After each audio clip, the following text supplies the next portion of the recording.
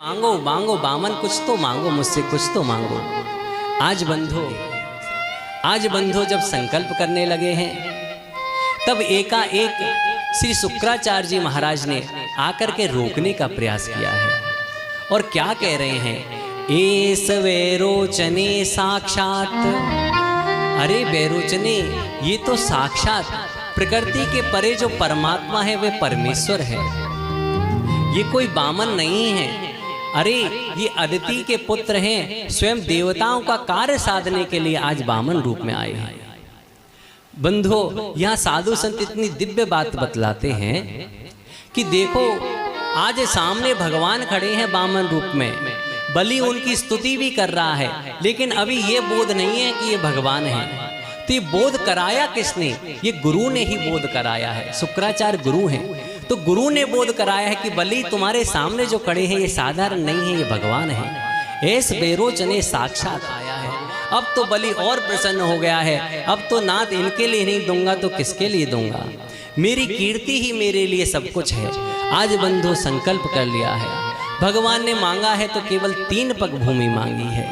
अब तो वह एकाएक हंसने लगा है। अरे तुम बातें तो बड़ी बड़ी विद्वानों जैसी करते हो, बड़े बुजुर्गों जैसी बातें करते हो, मेरी सारी कीर्ति का तुमने गान कर दिया और मांग रहे हो तो अब 3 पग भूमि, और वो भी सम्मितानी पदम्ममा, मेरे पांव से नाप करके, अपने स्वयं के पैर से नाप करके 3 पग भूमि। अरे तुम्हारे छोटे छोटे पैर हैं, कम से कम यही कह देते कि तुम अपने पैर से नाप करके दे दीजिए। आज बंधो भगवान बामन तो बामन है, संकल्प करवा लिया है। इसके बाद में बंधु जब शुक्राचार्य जी महाराज ने बार बार रोकने का प्रयास किया है, ज्ञान का भी उपदेश दे दिया। अरे बेरोचने, तू ये चिंता मत करके तूने संकल्प ले लिया है। देख, स्त्री सु नर्म विवाहे चा वृत्त्यर्थे प्राण संकटे। अरे जब प्राणों पर संकट आ जाए, वृत्ति पर संकट आ जाए, तो शास्त्र कहता है कि झूठ बोलने में या अपने वचन से मुकर जाने पर दोष तो लगता है, लेकिन इतना नहीं लगता जितना कि साधारणतः लगता है। साधारण में तो बड़ा पाप होता है, लेकिन हाँ, वृत्ति को बचाने के लिए, गौ ब्राह्मण की रक्षा के लिए यदि कभी कुछ भूल भी जाए तो भगवान की दया से वह थोड़ा हल्का ही पड़ जाया करता है। तो आज जब बार बार रोकने पर भी नहीं माना है तो एकाएक शुक्राचार्य जी महाराज को क्रोध आ गया है, और क्रोध में कह दिया है, अरे तू श्री विहीन हो जा, तू जो धन ऐश्वर्य है उससे विहीन हो जा, जो पद तेरे पास है उससे विहीन हो जा। बंधो, आज श्री भगवान ने क्या किया है? अपना विराट स्वरूप धारण कर लिया है। जैसे ही भगवान विराट हुए हैं, नापना प्रारंभ करे हैं बंधो, एक पैर से बंधो आज नीचे धरती के जितने भी लोक हैं, तल बितल तलातल महातल रसातल पाताल, इन सबको नाप दिया है भगवान ने।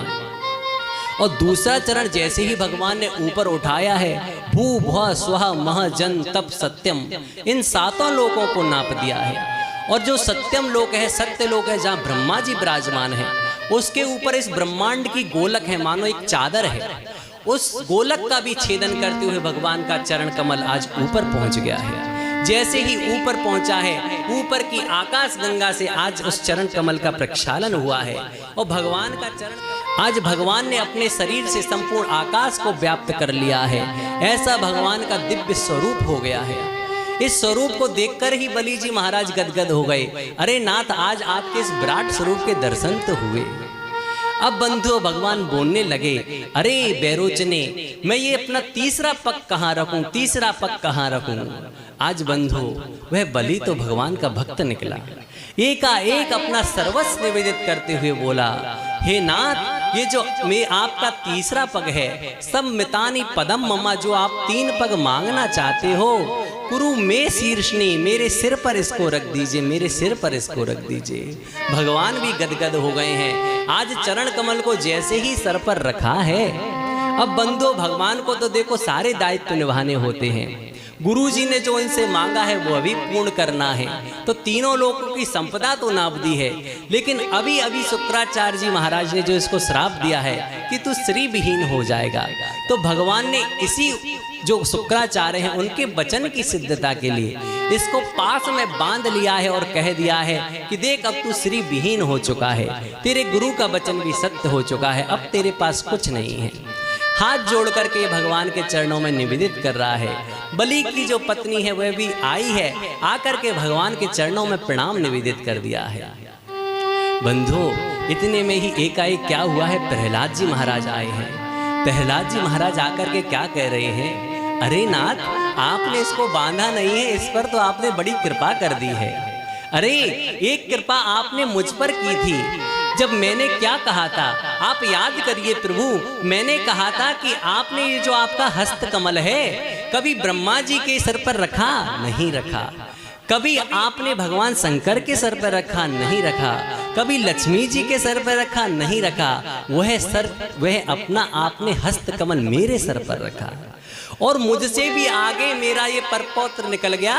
ये जो आपके चरण कमल की चौकी का स्पर्श भी बड़े बड़े देवता अपने क्रीट के अग्रभाग से बड़े डर करके करते हैं कि कहीं भगवान नाराज ना हो जाएं, कहीं हम इसके भी अधिकारी नहीं हैं, हम इसका स्पर्श कैसे करें। वह चरण कमल आज आपने साक्षात बिना किसी आवरण के मेरे परपौत्र के ऊपर राजमान कर दिया है। नाथ, इससे बड़ा भागी और कौन होगा।